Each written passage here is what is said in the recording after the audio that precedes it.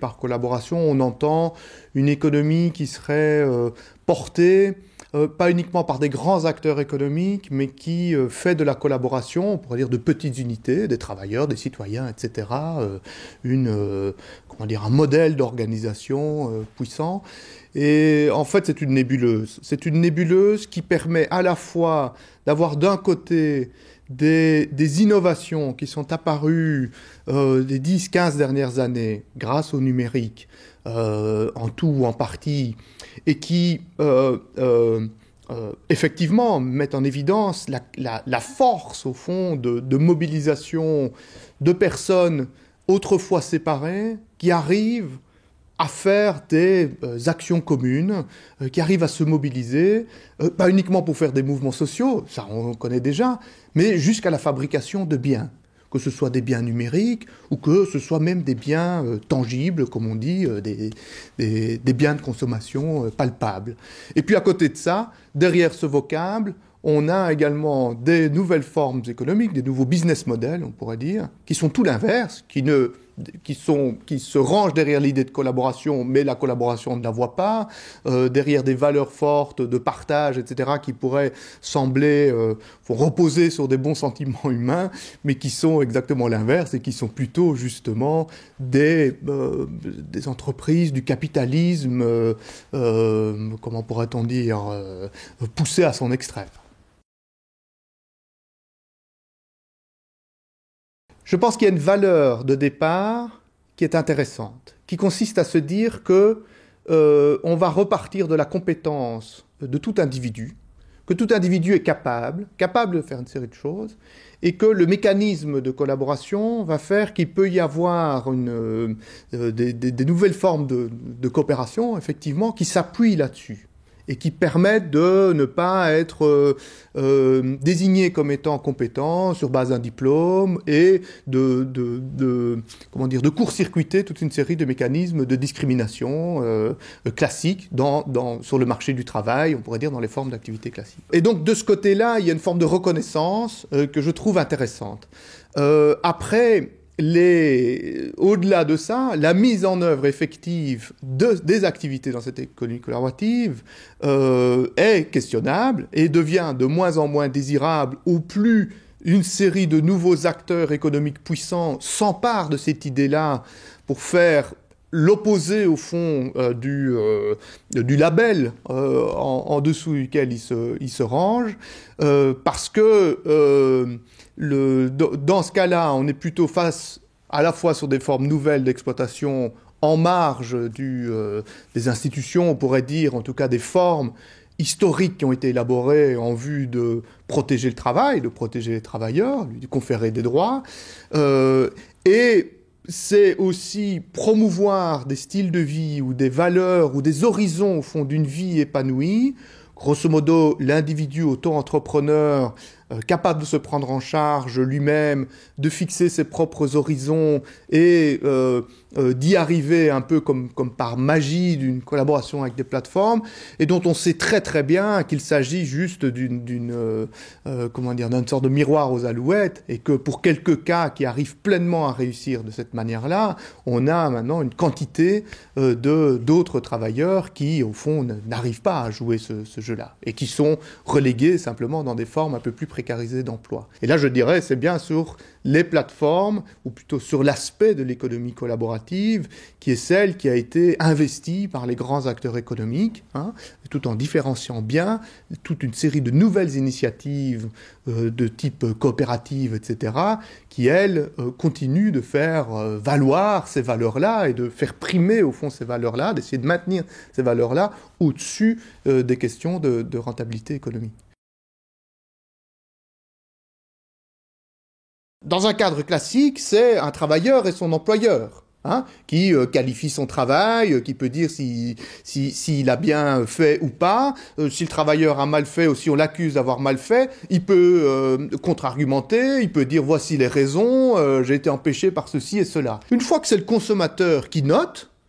et que l'on sait très bien qu'on doit être dans une norme de cotation si on veut pouvoir continuer à travailler avec ces plateformes, ou sinon elles coupent les accès et elles empêchent le travail, et qu'en plus il est impossible d'interagir avec la plateforme parce qu'il n'y a personne derrière, c'est un algorithme, c'est une plateforme mais il n'y a pas un chef, il n'y a pas un interlocuteur, et justement elles s'en défendent ces plateformes-là pour empêcher que cette relation-là puisse être qualifiée de relation de travail avec subordination. Donc, il y a une construction juridique pour empêcher qu'il y ait ça. On devient évalué sans cesse, enfin, sa vie économique et au travail est sans cesse dépendante de l'avis du client. Alors on pourrait se dire, ça augmente la qualité du service, etc. C'est tout bénéfice pour tout le monde. Si le travailleur est compétent, etc., si la prestation est bonne, le client est content, donc tout ça est vertueux. Et puis, qu'est-ce qui se passe quand on est mal évalué, quand cette évaluation est injuste? On ne sait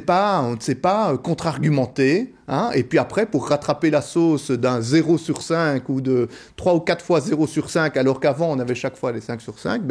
faites la moyenne, ça chute automatiquement et après il faut ramer pour pouvoir remonter. Donc il y a des nouvelles, ce que je veux dire par là, c'est qu'il y a des nouvelles sources d'injustice en fait, ou de situations qui peuvent être qualifiées d'injustes quand on est dans ces formes d'économie et qui ne sont pas réglées. C'est-à-dire que ça a plutôt une tendance à laisser ces travailleurs-là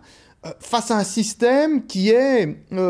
avec lequel on peut difficilement négocier, difficilement jouer, qui est une forme d'oppression, qui limite en tout cas les droits à l'expression et à la défense de son propre point de vue en tant que travailleur. Et en ce sens-là, il me semble que c'est le côté le plus terrible, je dirais, de cette évolution-là. C'est de rester sans voix, sans capacité de contre-argumenter par rapport au jugement que l'on a de soi-même ou par rapport aux conditions d'exercice de l'activité qui sont imposées par les plateformes de manière occulte, au fond, sans jamais être informé, sans avoir un seul contact humain, si ce n'est un règlement qui dit désormais vos prestations baisseront ou bien nous avons changé les règles d'utilisation de la plateforme. Voici ces nouvelles modalités. Moi, je pense que des formes de contestation vont nécessairement apparaître. On le voit sur quelques cas, les coursiers à vélo, etc. Parce que le sorte de mirage économique qui est proposé, il faut dire qu'il s'adresse essentiellement maintenant sur des personnes qui sont plutôt, en tout cas en Europe, en tout cas par chez nous, je pense que le modèle américain est un peu différent. Mais chez nous, quelles sont les personnes qui vont qui utilisent ces formes d'activité-là? Ce sont essentiellement les personnes qui n'arrivent pas à accéder à de l'emploi, on pourrait dire, classique. Donc c'est une forme de repli. Soit parce qu'elles ont été privées d'emploi,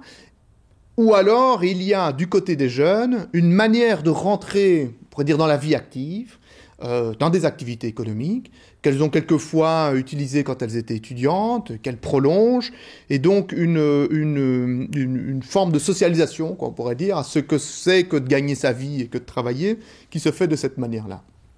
Et donc, mais ces personnes vieillissent. Et l'idée de vivre de manière permanente dans ces conditions-là, on en voit les limites. Et il y a des contestations qui sont en train de s'organiser. Donc il peut y avoir des mobilisations collectives. Le fait est qu'il faut redémarrer presque de zéro. Il faut reconquérir des petits droits. En premier lieu, avoir le droit d'avoir un interlocuteur. On peut se coaliser, si après on ne sait parler à personne, ça sert à rien. Donc déjà avoir le droit d'un interlocuteur, ce qui semble quand même être le b.a.-ba de toute relation de travail, relation économique, ici on voit que c'est un droit à reconquérir, de pouvoir se coaliser, de pouvoir avoir des lieux où on peut se rencontrer simplement entre travailleurs, et pas simplement dans un café, etc. Ça veut dire aussi de ne pas être surveillé quand sur des forums, on essaye de partager son activité, ce que ces entreprises-là font, et sanctionnent. Il y a toute une série de cas où on sanctionne les personnes parce qu'elles se sont livrées sur des forums sur leurs conditions, au fond, de réalisation des activités. C'est le cas chez Uber aux États-Unis, et puis leur compte a été bloqué. Donc, il y a toute une série de droits comme ça qu'il faut pouvoir reconstituer. Il ne faut pas perdre espoir dans la capacité à pouvoir le faire, en tout cas sur des activités qui peuvent être plus ou moins territorialisées. comme par exemple conduire une voiture, etc., ou livrer des colis. Après, sur l'aspect de mise en concurrence mondiale de prestations plus intellectuelles, c'est-à-dire qui peuvent être réalisées par Internet, là, on est en droit de se poser la question de savoir comment on va bien pouvoir réguler ça. Tellement il y a une puissance de dérégulation au fond qui potentiellement est là derrière. Et donc là, il faut jouer sur les forces de résistance collective, la critique que l'on doit continuer à développer par rapport à notre connaissance du monde social, de manière dans laquelle il évolue, d'être critique face à ces discours qui sont véhiculés par les porteurs de cette révolution-là, pour sans cesse se dire tous nos choix techniques et économiques sont aussi des choix politiques, et